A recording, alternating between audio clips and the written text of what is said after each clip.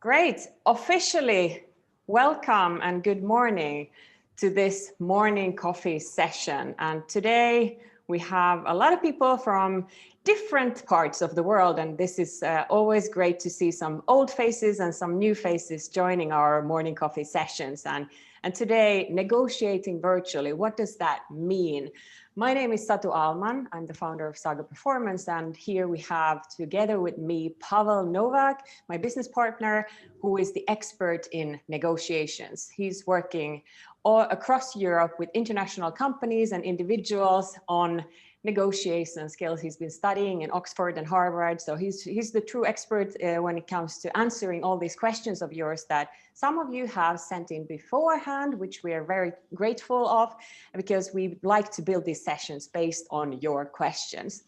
And then, of course, later on in this session, we will have some time for Q&A as well. But let's get to it. I think immediately, let's jump into, I know that several people asked the question, what really is the difference between online and offline nowadays? So Pavel, the floor is yours. Perfect, Satu. Good morning, everyone. I just had a sip at my tea, but I hope you have your coffee with you. And virtual negotiation, we see it's a growing business. And let me just stop polling and show you the answers, what it looks like in this group. Interesting. So we can see that 44% of people expect in 2021 and onwards to have between one quarter and one half of the meetings done virtually, which is not necessarily everything, but this might actually be growing. So let me go through the key concepts first, and then we'll be happy to have your questions through the chat. Yeah, and you can type them, your comments and questions, as we go along. So the chat is open for that, of course. Okay, so let me start with this picture, which might look horrible to some people, and some of you might know this. This is actually the sales technology landscape as of 2018, and it's a really growing market. 2018, they still said that the communication is email centric, and that little arrow we will be discussing today is the online meeting and sharing, or video conferencing, or digital meeting, or Visio, depending on which part of the world you're from. The reason why I'm showing you this picture is that the whole technology is supporting us these days so that it's much more user-friendly, but it's also much more efficient to work online. And because the transaction costs are so low, more and more people are actually using online meetings and virtual meetings these days.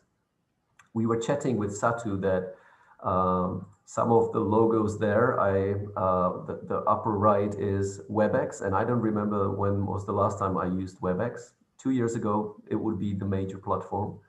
And of course, these days, mostly Zoom and Teams. So this is what we'll be focusing on. And I think sorry, Pavel, I think just the image is so fascinating because I really can't see the logos. I just see a bunch of things, and that already sends the signal that the market is huge.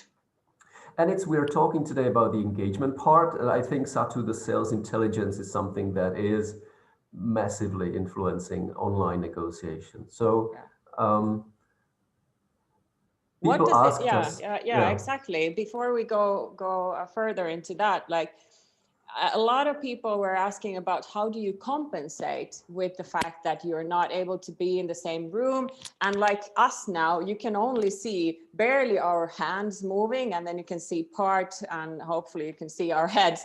But then, yes, depending on the technology that you're using and your own knowledge of how to use these video meetings, of course, it might be good quality or bad quality, but how do you compensate? Well, first of all, Satu, let me highlight some of the challenges that are linked to that so that you know what to compensate for. Good. And I picked this picture, probably most of you have seen it. This is a live interview with the BBC reporter, and all of a sudden his two kids enter the room, and the nanny as well, trying to recover them and save the situation. What I like about the picture is that it shows how much privacy has been challenged, and some even say that privacy is illusion these days. Um, Gartner, the research company, is predicting that by 2025, that means in 5 years, 3/4 of communication in business will be recorded. So Wow. every of those little logos probably has a record function, or they store the information somewhere. So the privacy is a massive thing. This reporter thought he had privacy and probably made some precautions, didn't work out. But at the same time, we really don't know who or if anyone is behind the camera with him. Yeah, you could So really utilize that to your advantage in a negotiation, that you would have a massive crowd of advisors in front of you and no one would know about that. you could, and it's risky still, because it's, again, so it links us with the second part, and that is because we can't really see much. It's like peeping through a small hole into a room, and we don't see big parts. The trust goes down. Right. So trust is diminished in virtual negotiation. And when we talk about compensating, we need to be aware. That's the first thing. Yeah. And there were people talking about like eye contact, because typically when you are in the same room with someone and you're having a conversation, especially if it's a meaningful conversation, you like to look into their eyes. And the video does it, yeah, it makes it very difficult to know where to look, especially if there are multiple people attending the same meeting. So that also links to, yeah, trust, I guess. And also attention span, because it's extremely tiring. If you have the typical kind of gallery view, you have, imagine 20 people, um, you don't know where to focus. And psychologists call it a continuous spatial attention, and it's wearing our brain down so quickly. So Yeah, that is we, so important. Sorry, Pavel, I must address that, because the fatigue that you get, especially when you're trying to sort of multitask in a way that even to give your attention to so many things and people at the same time. And if you do that day in, day out, especially now that we are so efficient with the meetings, you can do back-on-back meetings the full day because you don't need to physically go anywhere if you're working from home or virtually. That means that in the long run, you might really have some health issues with your cognitive capacity, because we're not designed to put that much effort into multitasking or focusing.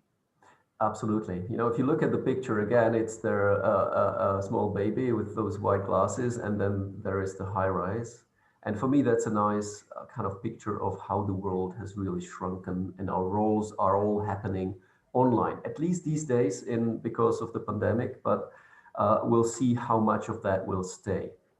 Um, The last part is empathy, Satu. It's a weird combination. I know we are 1,500 kilometers away. You're in Stockholm, I'm in Prague, and I said earlier we have the first snow today. But it feels like we are talking to each other, and this kind of mix is misleading, and people still feel the distance because it's so easy to stop the discussion. The commitment is lower, so empathy is lower as well.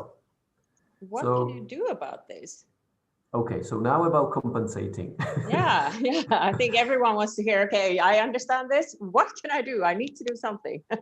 All right, all right. So let me move to our list of tips. And first of all, it's a long list. Oh, Apologies. wow. Um, but I've written a definitive guide for virtual negotiation, like a blog post you can go back to, and we'll be sending it out. Compensating for the lack of empathy or trust. I think these are kind of interconnected. I would say um, starting with the webcam. I'm just searching. It's Number point two. number 2. Mm-hmm. Um, if you can set up the camera so that you look closer to the person, so that it's not like doing this because I have two screens.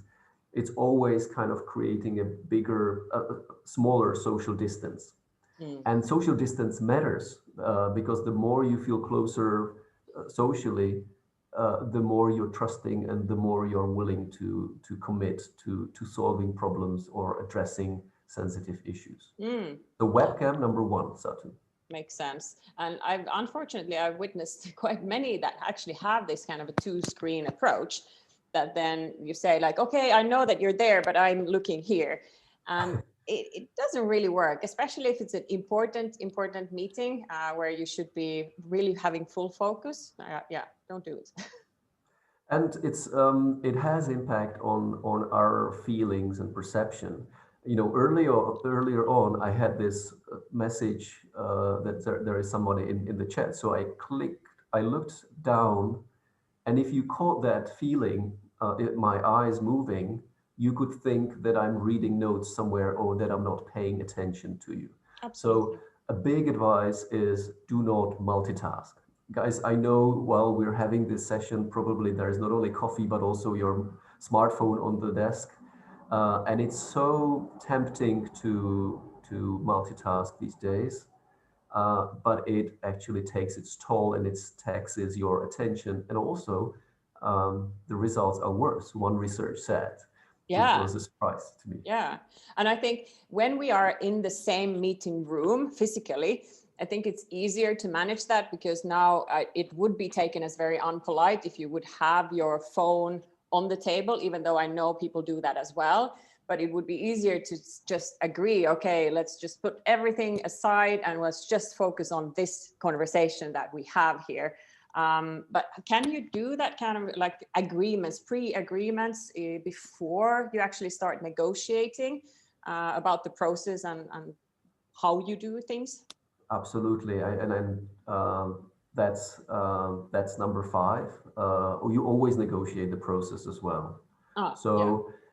Virtual just requires more planning, because as the attention span is shorter, people have this feeling that they achieve less during a Zoom call or a Teams call.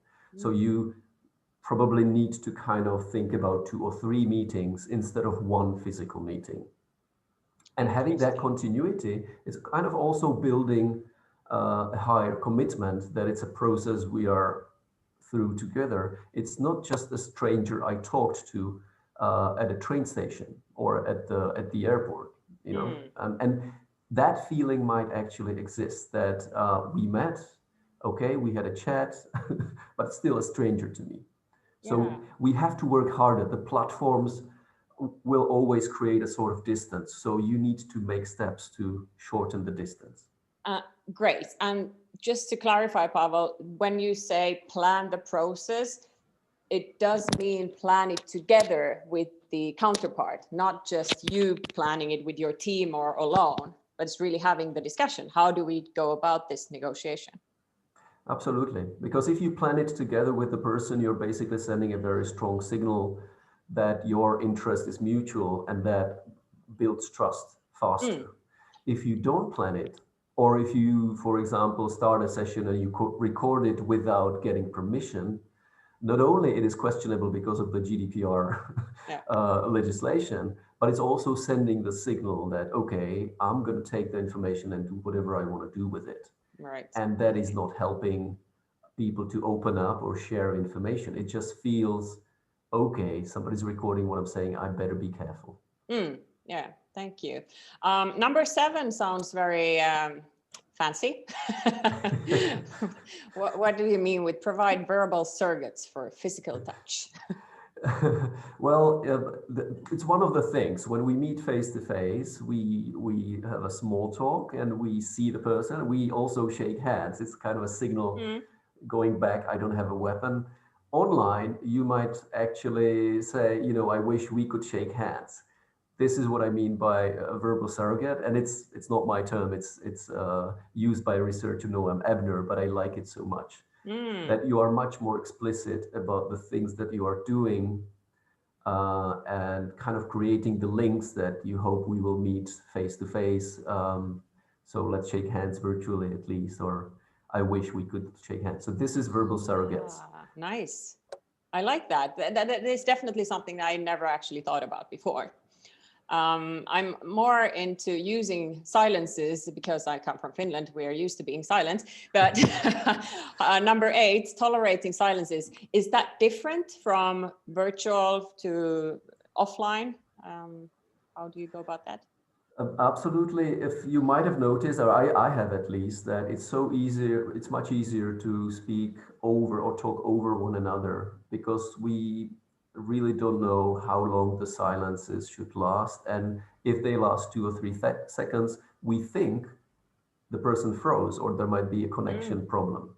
So you are actually simultaneously doing 2 things at once when there is a silence. So it does take practice to allow for a few seconds of silence.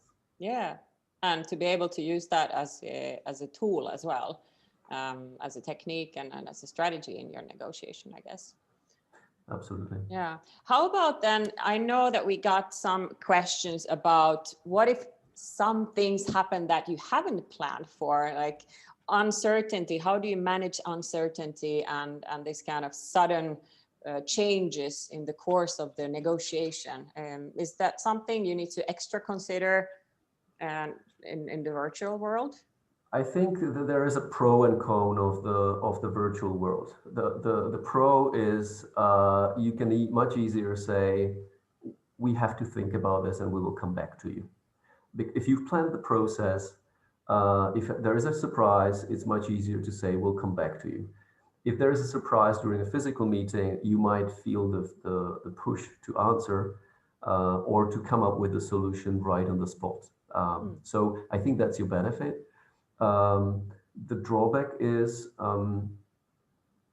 the surprise can happen and it can be a technological failure. The discussion can freeze, the connection can be bad because of the weather or whatever. So it's actually good to have a fallback plan. That's step number 11 for what would we do if this doesn't go well. I talked to one of our participants today and who they said they are using 2 platforms pretty much simultaneously. Or one is the fallback and the other one is the major one. Cool. All right. I think it's almost time for us to start getting questions answered. And I know they're already coming in. Couple of questions from Anand. Do you want me to hop over to the questions, Pavel, or is there something? Yeah, sure. Sure. I think it's highest time to start answering. Great. So Anand has a couple of questions. Not sure whether this will be covered today. During virtual negotiations, I have found the need for a common secure space for documentation management. We still exchange documents via email, which is very difficult. Any suggestions on this? Then second question, you have a good point when you say virtual negotiation requires a lot more planning. Are there any tips or even tools in structuring the virtual negotiation? So 2 questions. Shoot. Perfect. And I love those questions. Anand, first of all, true is email, sending the documents back and forth is the old school, or is what we used to do before, right? The benefit of the virtual platform is that you have the whole internet at your fingertips. So it's just a question of finding the tool where you can share and create the document together, for example. And that actually can be much more, let's say, integrative and collaborative effort than in a normal work. Normally, it would be one person writing, typing, and then sending it. Here, you can both actually look at the screen and create a document together. And we do that with Satu.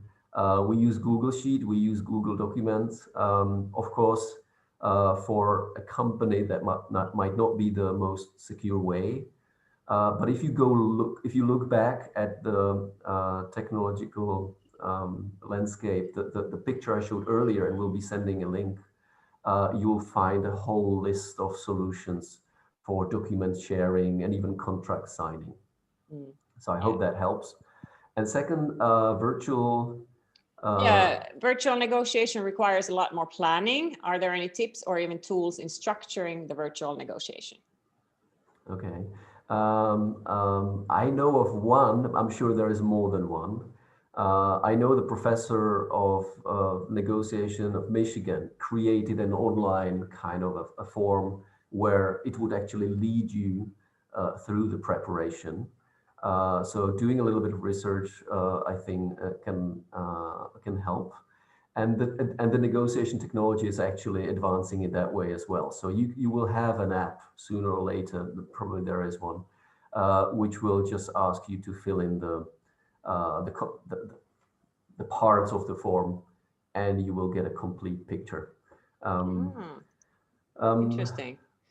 Then when it comes to the more traditional planning for the negotiation, I think you still stick to some of the old tools as well, that you don't really reinvent everything when you start negotiating virtually, right, Pavel? True. It's just that we discussed, Satu, that people are so used to the user experience is important. So having a user-friendly tool can save a lot of time, and I totally understand Anand's question. Again, University of Michigan, on Coursera, there will be one course on negotiation, which you can take for free. And I know the professor has created a cheat sheet, so you can look it up easily. No worries. Excellent, excellent. So feel free to post more questions.